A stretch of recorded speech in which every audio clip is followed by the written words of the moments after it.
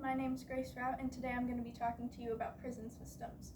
There's four main points that I'm going to be going over today, and that's prison labor, prison conditions, the pandemic response, and the economic aspects of it. For each of these, I'll be talking about two different sides, the sides of the prisoners and the sides of the government officials and correctional officers. So as a bit of background, the prisoners do have rights, but they're very limited. They're protected by the 8th Amendment against cruel and unusual punishment, so their basic human rights can't be taken away. And correctional officers, those are like the people who run the prisons. They're like the wardens, the people who are in charge of that. So my first point is labor, and from the prisoner's perspective, prison labor, they don't make a lot of money. Oftentimes they make nothing at all, and if they do make anything, it's $1 or $2 an hour. And they can't continue with these jobs afterwards. With the example of the California firefighters, they're out there fighting the fires and stuff, but by the time they're released, they aren't going to be allowed to enter that career field. And then there's not enough jobs to go around. So they have all these different types of jobs. Because of the number of prisoners, they just won't have enough for everybody to have a job. And from the government side of it, they don't really need the money. They have everything that they need provided to them. They have a place to sleep, they have clothes, they have food, and then they're receiving experience for whenever they are freed. So no matter what job that they're in, they're going to have experience that they can use across any sort of job. And there's many different options for them, so they can go into warehousing or farming, construction, and cooking. And all this information came from the prison fellowship. My next point is the conditions, and from the prisoner's side, it's very overcrowded. According to Veterans Anonymous, the U.S. population in prisons is 1/4 of the entire global prison population. They have too few beds and space for a lot of the prisoners, so they're sharing or they have to sleep on floors. According to the Equal Justice Initiative, it's very violent within the prisons. There's lots of fighting, there's raping, there's illegal drugs, there's stabbings that often occur in the prisons. Specifically in Alabama, they have one of the worst rated prisons in the United States.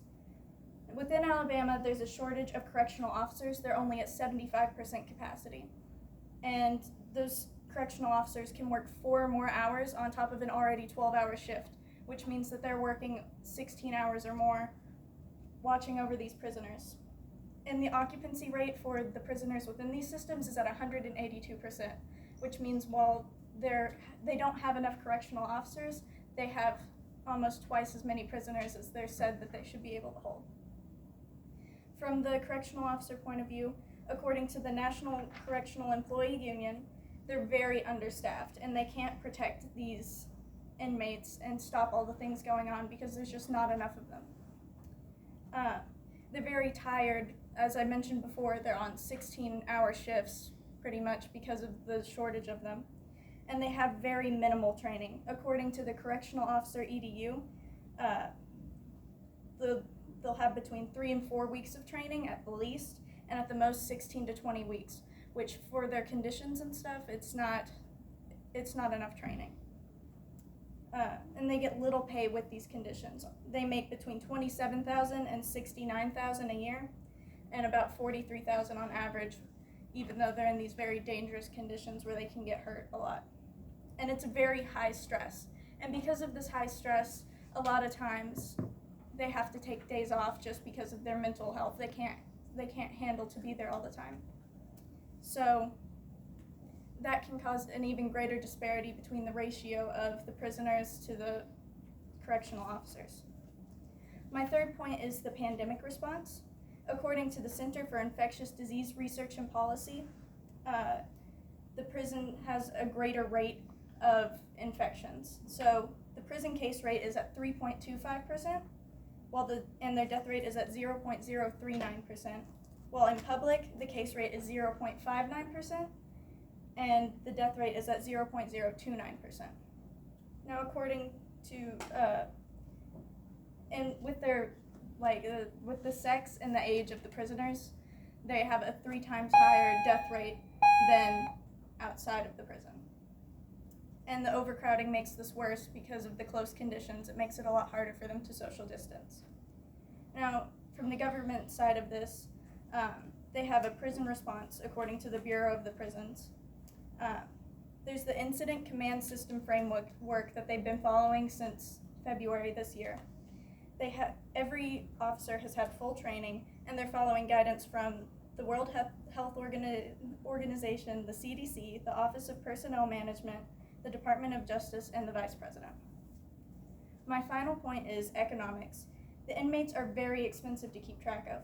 According to a study done by Vera in 2015, the average cost per inmate is $33,247.